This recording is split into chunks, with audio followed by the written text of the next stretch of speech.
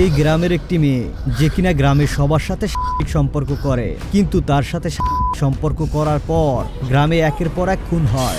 যারা খুন হচ্ছে তাদের নাম আগে থেকে কেউ দেয়ালে লিখে রাখে, তবে খুনগুলো হয় প্রতি মঙ্গলবার রাতে। একটা অদ্ভুত বিষয় হলো যারা মারা যাচ্ছে তারা আবার কোথাও পরকীয়ায় লিপ্ত ছিল। অন্যদিকে কেউ প্রতি মঙ্গলবার রাতে দুই হাতে প্রদীপ নিয়ে গ্রামের রাস্তা দিয়ে হেঁটে যাচ্ছে। তাহলে মেয়েটি কেন সবার সাথে সম্পর্ক করে? কেনই বা প্রতি মঙ্গলবার রাতে দুজন করে মানুষ মারা যায়? পুলিশ কি এর তদন্ত করতে পারবে? এই সকল রহস্য নিয়ে 2023 সালে মুক্তি পায় মঙ্গলাবরম মুভিটি। তো বন্ধুরা, আর বেশি স্পয়লার না দিয়ে চলো সরাসরি গল্পে ঢুকে পড়া যাক। এই গল্পটা শুরু হয় 1986 সালে, যেখানে আমাদেরকে রবি এবং শাইলু নামের দুইজন বন্ধুকে দেখানো হয় যারা একই সাথে পড়াশোনা করছিল, আর ওরা দুজন খুব ভালো বন্ধু ছিল। একদিন ওরা দুজন একটা বাগান থেকে কিছু ফল চুরি করে পালাচ্ছিল। এই সময় রবি একটা কাজলের কৌটো এনে শাইলুকে জানায়, আমি এটা মহালক্ষ্মীর মন্দির থেকে নিয়ে এসেছি। এখানে আমরা জানতে পারি শাইলু নিজের দিদার সাথে থাকতো, কারণ ওর মা অনেক আগেই মারা গিয়েছিল। এজন্য ওর বাবা অন্য একজনকে বিয়ে করে নিয়েছিল আর শাইলুকে নিজের দিদার সাথে রেখে দিয়েছিল।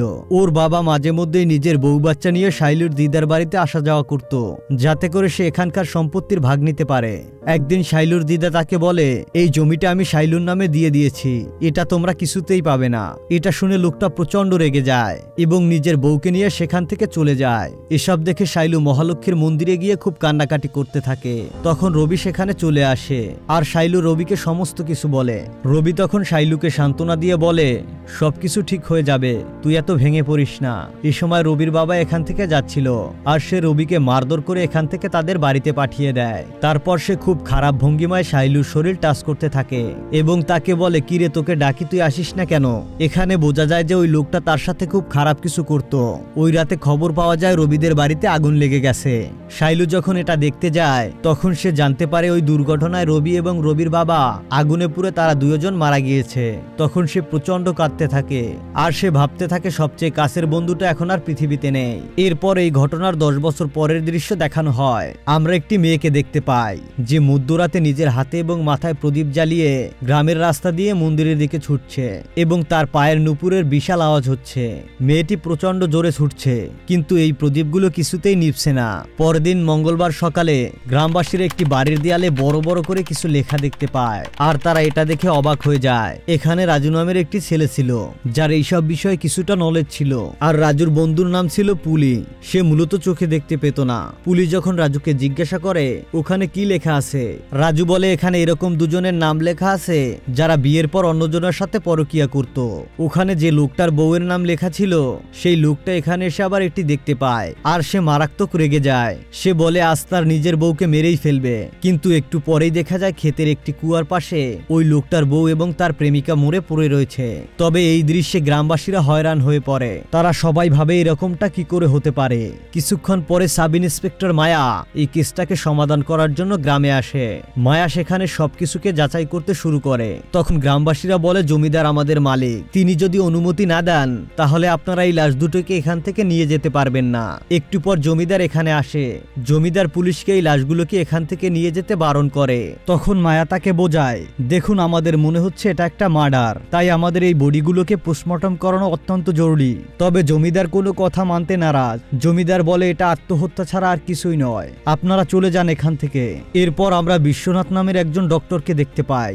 সে খুব ভালো মনের একজন মানুষ, সবসময় গরিবদের সাহায্য করে। যদি কারো কাছে টাকা নাও থাকে তাহলে সে তাদের ট্রিটমেন্ট করে দেয়। 4 দিন পরে গ্রামের একজনের বাড়িতে একটি মেয়ের বিয়ের অনুষ্ঠান হয়। সেখানে গ্রামের সকল লোকদের নিমন্ত্রণ ছিল। সেখানে রাজা নামের একটি লোক সবাইকে বলে, আমার মনে হচ্ছে শিবাইয়া ওই দুইজনকে খুন করেছে। শিবা হলো এই গ্রামের একজন ফটোগ্রাফার যে এই বিয়েতে ছবি তুলছিল। কিন্তু এখানে সব কথা শোনার পর শিবা রাজার সাথে মারপিট করতে থাকে আর এই ঝামেলাটা মুহূর্তের মধ্যে বিশাল একটা মারামারিতে পরিণত হয়। গ্রামের সমস্ত লোক একে অপরের সাথে মারামারি করতে শুরু করে। ওই সময় জমিদারের বউ রাজেশ্বরী সেখানে চলে আসে। তবে রাজেশ্বরীর সামনে সবাই এমন আচরণ করে যেন এখানে কিছুই হয়নি, সবকিছু নর্মাল আছে। রাজেশ্বরী আসলে পূজা পাঠ করতে বেশি পছন্দ করে, যে কারণে গ্রামবাসীরা তাকে খুবই সম্মান করে। অন্যদিকে মন্দিরের পুরোহিত আর তার ওয়াইফ কথা বলছিল।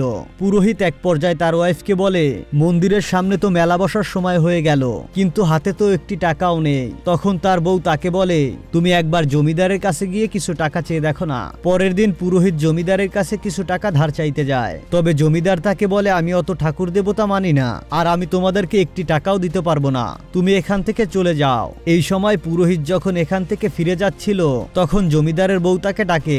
রাজেশ্বরী তার হাতে কিছু টাকা দেয়, যাতে করে তারা সুষ্ঠুভাবে মেলার আয়োজন করতে পারে। ওই দিন মায়া যখন গ্রামে যাচ্ছিল কেসের তদন্তের জন্য, তখন কলাবাগানের ভিতরে সে একটি দেবীর মুখোশ পরা কাউকে দাঁড়িয়ে থাকতে দেখতে পায়। সে যখন গাড়িটি থামিয়ে দেখতে যায়, তখন আর কেউ সেখানে ছিল না। কিন্তু এটা দেখার পর মায়া কিছুটা হয়রান হয়ে পড়ে। সে সারা রাত চিন্তা করতে থাকে এটা কি ছিল। পরের দিন সন্ধ্যাবেলায় মন্দিরে মেলার আয়োজন করা হয়। সমস্ত গ্রামবাসী ওখানে আনন্দ করছিল। এখানে আমরা সেই মুখোশ পরা ছেলেটিকে আবারও দেখতে পাই, যে কিনা মেলা থেকে কিছুটা দূরে একটা ঘরের সামনে একাই নাচতেছিল। এই রাতে আবারও আমরা সেই মেয়েটিকে প্রদীপ জ্বালিয়ে ছুটতে দেখতে পাই। পরদিন আবারও একটা মঙ্গলবার চলে আসে এবং আবারও কেউ বাড়ির দেয়ালে কিছু একটা লিখে চলে গিয়েছিল। সমস্ত গ্রামবাসীরা সেখানে যায় এবং সেখানে দেখা যায় আরো দুজনের নাম সেখানে লেখা রয়েছে, যারা বিয়ে করার পরেও অন্য কারোর সাথে রিলেশনে ছিল। পরের দৃশ্যে দেখা যায় যাদের নাম ওই দেয়ালে লেখা ছিল, তারা একটা বিশাল গাছের মধ্যে গলায় দড়ি দিয়ে ঝুলে রয়েছে। মায়া তখন এই ঘটনার সমাধান করতে আসে। তখন মায়া বলে, এটা এখন পরিষ্কার যে এটা একটা মার্ডার, কারণ হলো দিনের পর দিন কেউ এভাবে আত্মহত্যা করতে পারে না। এরপর শিবাকে ডাকা হয় এই লাশগুলোর ছবি তোলার জন্য। দেখা যায় কোনো কারণে শিবা প্রচন্ড টেনশনে রয়েছে। একটু পরে জমিদার সেখানে চলে আসে। তখন মায়া তাকে বোঝায় যে এখন আমাদের ভেরিফিকেশন করতে হবে, তাই আমাদের বডিগুলোকে নিয়ে যেতে হবে পোস্টমর্টম করানোর জন্য। জমিদার তাকে অনুমতি দেয়। তারপর পুলিশ ওই বডিগুলোকে সেখান থেকে নিয়ে চলে যায়। মায়া খুবই চিন্তিত হয়ে পড়ে। সে ভাবতে থাকে এভাবে কেউ মঙ্গলবার রাতে কেন এই খুনগুলো করছে। সাথে সাথে মায়া এটাও বলে, আগে যারা মারা গিয়েছে তাদের লাশগুলোকে খুঁজে বের করতে হবে। কিন্তু যখনই ওই কবরগুলোকে খোঁড়া হয়, তখন দেখা যায় ওখানে কোনো বডি ছিল না। মায়া বুঝতে পারে তার মানে ওই লাশগুলোর মধ্যে কিছু তো প্রমাণ রয়েছে, যে কারণে ওই বডিগুলোকে কবর থেকে সরিয়ে দেওয়া হয়েছে। পরদিন গ্রামবাসীরা সিদ্ধান্ত নেয় তারা আজ রাতে গ্রাম পাহারা দেবে। কেউ যদি এভাবে দেয়ালে কিছু লিখতে আসে তাকে ধরবে, আর তাকে ধরতে পারলে খুনি পর্যন্ত পৌঁছানো সম্ভব। রাতে সবাই ঘোরাঘুরি করছিল, তখন তারা একটি ছেলেকে দেয়ালে লিখতে দেখতে পায়। গ্রামবাসীরা যখন ছেলেটিকে ধরে ফেলে, দেখা যায় সেটা হচ্ছে শিবার ছোট ভাই। এই রাতে ডক্টর বিশ্বনাথ যখন ক্ষেত দিয়ে বাড়ি ফিরছিল, তখন সে তার আশপাশ থেকে কোনো এক মেয়ের কান্নার আওয়াজ শুনতে পায়। ডক্টর যখন বিষয়টি দেখার জন্য যায়, তখন সে এখানে একটি মেয়ের আত্মাকে দেখতে পায়। মেয়েটি একবার তার দিকে তাকিয়ে ধান ক্ষেতের কুয়োর মধ্যে ঝাঁপ দেয় এবং সেই দৃশ্য দেখে ডক্টরের হুঁশ উড়ে যায়, কারণ এই মেয়েটি ছিল শাইলু, যাকে আমরা কাহিনীর একদম শুরুতে দেখেছিলাম। এরপর আমাদেরকে বর্তমান সময় থেকে 18 মাস আগের কিছু ঘটনা দেখানো হয়, যাতে আমরা দেখতে পাই যে শাইলুর সাথে ঠিক কি ঘটেছিল আর কি কারণে সে মারা গিয়েছিল। শাইলু যখন বড় হয়ে গেছিল, তখন সে একটি কলেজে পড়তো। গ্রামের অন্য সব মেয়েদের তুলনায় শাইলু অনেক বেশি সুন্দরী ছিল, তাই সে যখন রাস্তা দিয়ে কোথাও যাতায়াত করত, তখন গ্রামের বিভিন্ন জায়গার ছেলেরা তার দিকে চেয়ে থাকতো। শাইলুর কলেজের একজন প্রফেসর তাকে খুব পছন্দ করত। একসময় শাইলুও তাকে পছন্দ করতে শুরু করেছিল। তারা দুজন রিলেশনে জড়িয়ে পড়ে। এরপর এক পর্যায়ে তারা সম্পর্ক করে ফেলে। শাইলু তার জন্য পাগল হয়ে গেছিল। শাইলু ভেবেছিল সে হয়তোবা তাকে সত্যিই ভালোবাসে, কিন্তু একদিন সে কলেজে গেলে জানতে পারে ওই শিক্ষক অন্য একটি মেয়েকে বিয়ে করে নিয়েছে। শাইলুর খুব খারাপ লাগে। শাইলু তার সাথে কথা বলতে চায়, তবে ওই শিক্ষক শাইলুকে বলে, তুমি পাগল নাকি, তোমার মতো একটি মেয়েকে আমি বিয়ে করব? এইসব বলে সে শাইলুকে ধাক্কা মেরে বের করে দেয়। শাইলু প্রচন্ড কষ্ট পায়। শাইলু নিজের মনকে নিয়ন্ত্রণ করতে না পেরে সে প্রচন্ড ভেঙে পড়ে। প্রফেসর তাকে যে ভালোবাসা দিয়েছে তা কিছুতেই সে ভুলতে পারছে না। সেজন্য শাইলু গ্রামের সমস্ত ছেলেদের সাথে সম্পর্ক করতে শুরু করে। সে এতটাই নোংরা পর্যায়ে চলে গেছিল, লোকজন তার সাথে যা ইচ্ছা করতো সে তাই করত। এতে গ্রামবাসীরা শাইলুর ওপরে অনেক বিরক্ত হয়ে যায়। তারপর গ্রামবাসীরা জমিদারের কাছে যায় শাইলুর ব্যাপারে নালিশ করতে। জমিদার তাদের সমস্ত কথা শুনে সে ঠিক করে শাইলুকে এই গ্রাম থেকে বের করে দেওয়া হবে। পরদিন গ্রামের সমস্ত লোকজন মিলে শাইলুর বাড়িতে যায় এবং সবাই তাকে মারধর করতে শুরু করে। গ্রামের মহিলারাও তাকে মেরে গ্রাম থেকে বের করে দেয়। শাইলুরে তো প্রচন্ড খারাপ লাগে এবং সে ক্ষেতের মধ্যে থাকা কুয়োতে ঝাঁপ দিয়ে আত্মহত্যা করে ফেলে। এরপর কাহিনী আবার বর্তমানে চলে আসে। আমরা মায়াকে দেখতে পাই। শিবার ভাইটাকে থানায় এসে জিজ্ঞাসাবাদ করা হয়েছে। শিবা জানায় যে সে রাজার বোনের সাথে রিলেশনশিপে আছে, তাই সে মনে করেছিল সে যদি দেয়ালে তাদের নাম লিখে দেয় তাহলে হয়তোবা রাজা তাদেরকে বিয়ে দিয়ে দিবে। মূলত এজন্যই সে দেয়ালে লিখতে গিয়েছিল, কিন্তু তার আগেই সে ধরা পড়ে যায়। মায়া যখন শিবার হাতের লেখা এবং দেয়ালে হাতের লেখা মিলানোর চেষ্টা করে তখন দেখা যায় দুটো সম্পূর্ণ আলাদা। এজন্য মায়া তাকে ছেড়ে দেয়। এরপরে সোমবার রাতেও গ্রামবাসী এক হয়ে পাহারা দিতে থাকে। একটু পরে সে মেয়েটি আসে। সে দুই হাতে প্রদীপ এবং মাথায় প্রদীপ নিয়ে ছুটে চলতে থাকে। তখন তাকে এলাকার এক মুরব্বী দেখে ফেলে। মুরব্বী কাছে আসতেই দেখতে পায় মা কালীর রূপে মেয়েটি। লোকটি তখন ভয় পেয়ে সেখান থেকে দৌড়ে পালায়। সে অন্যান্য লোকদের গিয়ে বলে, আমি কালিমাকে দেখেছি, তোমরা ওদিকে কেউ যেও না। তবে কেউ তাকে বিশ্বাস করে না। তারা সবাই মিলে মুরব্বীকে তাড়িয়ে দেয়। এলাকাবাসী ভাবে মন্দিরের পুরোহিতের বউ মাঝে মাঝে মা কালীর রূপ ধারণ করে পুজো করত। সবাই ভেবে নেয় মুরব্বী হয়তোবা তাকেই দেখেছে। এখানে আরো জানা যায় প্রতি মঙ্গলবার ভোরের দিকে পুরোহিতের বউ এভাবে সেজেগুজে তারপর মন্দিরে পুজো করত। এরপর দেখা যায় বিশ্বনাথ গভীর রাতে চুপি চুপি ওই দেয়ালের কাছে যায় এবং সে কিছু লিখতেই যাবে তখন মায়া তাকে ধরে ফেলে। কারণ মায়ার প্রথম থেকে ডাক্তারের উপরে সন্দেহ ছিল, কেননা এলাকাবাসী ডাক্তারের উপরে অগাধ বিশ্বাস থাকায় কেউ তাকে সন্দেহ করবে না। মায়া বলে, আপনি বলেছিলেন কুয়োর পাশে শাইলুর আত্মা দেখেছেন, কিন্তু এখন বুঝতে পারলাম এটা সম্পূর্ণ গুজব ছিল। ডক্টর বুঝে গিয়েছিল গ্রামবাসীর এসব জানতে পারলে তার আর রক্ষা থাকবে না। সেজন্য সে ব্যাগ থেকে একটা ইনজেকশন বের করে মায়াকে পুশ করে দেয়। মায়া তখন সেখানে জ্ঞান হারিয়ে ফেলে। এরপর মায়া যখন নিজের চোখ খোলে তখন সে নিজেকে একটা বাড়িতে বাঁধা অবস্থায় দেখতে পায়। ডক্টরও সেখানে উপস্থিত ছিল। মায়া বলে, আমি আপনাকে দেখে নেব। ডক্টর মায়াকে বলে, আগে আপনি জানুন শুনুন, তারপর বিচার করুন আমি এসব কেন করেছি, তারপর না হয় যা ইচ্ছে তাই করবেন। ডক্টর জানায় একদিন জঙ্গলের পথ থেকে আসার সময় সে শাইলুকে অত্যন্ত খারাপ অবস্থায় দেখতে পায়। সে শাইলুকে হসপিটালে নিয়ে যায়। ও প্রচন্ড ভয় পাচ্ছিল, সেজন্য আমি ওকে একজন মহিলা ডক্টরকে দেখাই। সেই ডাক্তার যখন শাইলুর চেক আপ করে তখন জানা যায় শাইলু অস্বাভাবিক নিস্ফুমনিয়া রোগে আক্রান্ত। এটা এমন একটা রোগ যা কোনো সাধারণ মহিলার যৌন চাহিদা অতিরিক্ত বাড়িয়ে দেয়। আর এই কারণে শাইলু তার ইচ্ছা না থাকা সত্ত্বেও সে গ্রামের সমস্ত ছেলেদের সাথে সম্পর্ক করে ফেলতো। এমনকি সে এইসব থেকে ছাড়া পাওয়ার জন্য রোজ নিজেকে টর্চার করত। এটা এমন একটা রোগ যেটা খুব সহজে কারো পিছু ছাড়ে না যতক্ষণ না সে নিজেকে নিয়ন্ত্রণ করতে পারে। ডক্টর এখানে এটাও বলে সে শাইলুকে নিজের মেয়ের মতো করে দেখতো। শাইলুও তাকে বাবার মতো করেই দেখতো। একই সময় জঙ্গলে আমরা শিবাকে দেখতে পাই। সে এখানে কাউকে খোঁজার চেষ্টা করছে। এই সময় আমরা ওই মাস্ক পরা ছেলেটিকেও দেখতে পাই। সে শিবার সাথে মারপিট করতে লাগে। শিবা যে কোনো পর্যায়ে এবার ওর মুখটা দেখতে চায়। শিবা ছুরি দিয়ে মুখোশ পরা ছেলেটিকে বারবার জখম করতে থাকে। ছেলেটির মুখ রক্তাক্ত হয়ে যায়, কিন্তু এরপর মুখোশ পরা ছেলেটি একটা ত্রিশূল তুলে শিবাকে আঘাত করে। শিবা সেখানেই মারা যায়। এদিকে ডক্টর মায়াকে বলে, শাইলু ওই সময় অনেক হয়রান হয়ে পড়েছিল। ওর একজন সাথী খুবই দরকার ছিল। একদিন ওর সেই ছোটবেলার বন্ধু রবি ওর কাছে আসে, যাকে জীবন্ত দেখে শাইলু অনেক খুশি হয়। সে ভাবতে পারেনি রবি এখনো বেঁচে আছে। রবি জানায় ও সেদিন নিজের বাবাকে শাইলুর সাথে খারাপ কাজ করতে দেখে নিয়েছিল, এজন্য নিজের বাবাকে সে মেরে ফেলেছে এবং তাকে বাড়িতে রেখে আগুন ধরিয়ে দেয়, যাতে করে লোকজন এটাও ভেবে নেয় যে সেই আগুনে পুড়ে রবি নিজেও মারা গিয়েছে। কিন্তু তখন থেকে রবি ছায়ার মতো করে শাইলুর পিছনে পিছনে থাকতো। আর বাকি সময়টাতে সে মন্দিরের পেছনে একটা ঘরে লুকিয়ে থাকতো। প্রতিদিন কেউ না কেউ মন্দিরে প্রসাদ দিত, আর রবি সেই প্রসাদ খেয়ে নিজেকে বাঁচিয়ে রাখে। রবি মন্দিরের মহালক্ষ্মী দেবীর মতো একটা মুখোশ বানিয়েছিল, আর ওটা পরে সে সবার সামনে যেত, যাতে করে কেউ তাকে চিনতে না পারে। শাইলু রবিকে ফিরে পেয়ে খুব খুশি ছিল।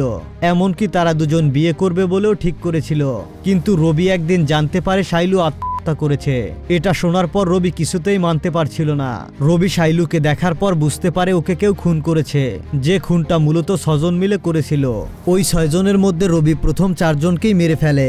এখন যে 2 জন বেঁচে আছে তাদের মধ্যে রবি হয়তোবা একজনকে মেরে ফেলেছে। মায়া ডক্টরকে জিজ্ঞাসা করে বাকি 2 জন কারা। ডক্টর বলে শিবা এবং জমিদারের বউ রাজেশ্বরী, যারা কিনা অবৈধ সম্পর্কে রয়েছে, যেটা কিনা জমিদার এখনো পর্যন্ত জানে না।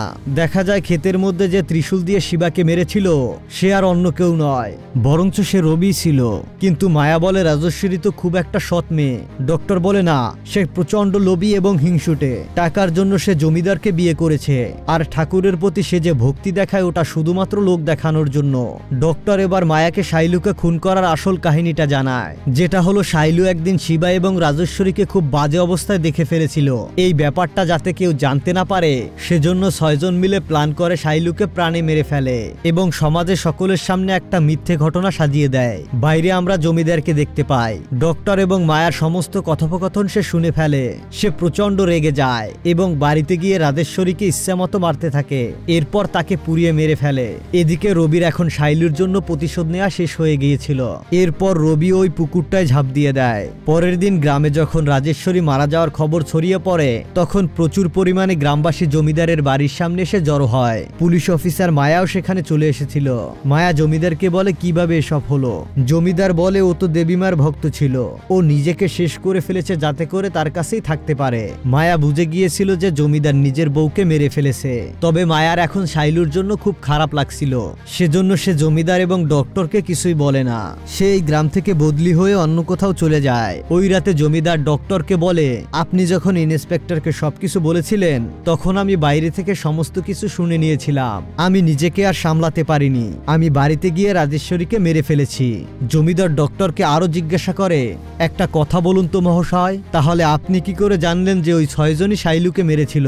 ডক্টর জানায়, পুলি আমাকে সবকিছু বলেছে।